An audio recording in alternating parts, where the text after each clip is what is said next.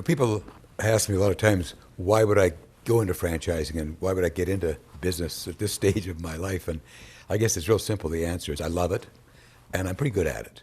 I've done it, most of my life, and I love the engagement with people.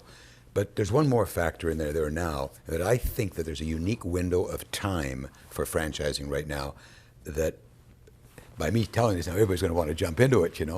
But there's change in the air.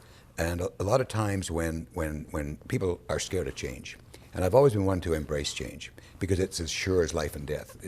Sure, you plan something and it's going to change. So knowing that it's going to change, you kind of get out there about maybe 5 years or 10 years ahead of the change and see, well, what are things going to look like 5 years from now, 10 years from now? What are people going to be buying? What are they going to be requiring and things like that? So one huge change that's come about to make franchising, I think, an unbelievable opportunity is the entrance of private equity into the franchise market. Really up until the last sort of couple of years, there's just been sophisticated banks and the traditional lending type, which you've got to be able to afford to buy. And as you all know, what are banks for? They're not to lend you money. They like to take your money, but it's very difficult to get it from them. I think everybody's had that experience, And so what's happened with traditional lenders getting in the market, you're getting deal makers, guys like Peter Thomas.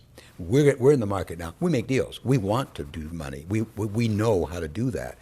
Whereas the old sophisticated bankers, of course, and there is no other, will be this way too now, 20 years from now, where the deal makers are so far removed from the deal that they have people who work in the banks who maybe aren't as good at deal makers or can't make the decisions that they'd like to make. How many bank managers have you had said, God, I wish I could get it through for you, but I can't. So bam, the interest of private equity. I got a friend of mine, for example, who started about 10, 15 years ago now. He has $1.5 billion under management, private equity. And so there's these capital pools that are available to meet the needs of the small investors who want to grow their companies and have a good idea.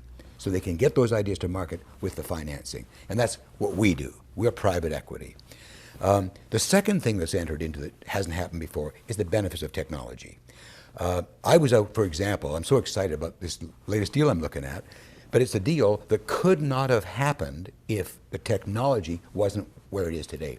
Technology has dramatically changed this particular industry, and it's going to keep changing it. So I know if we can jump in there right now on the cusp of change, everybody else is looking at it the old way, whereas we're going to grab it and look at it the new way. So it's a time to be audacious, to jump in and grab it and embrace change.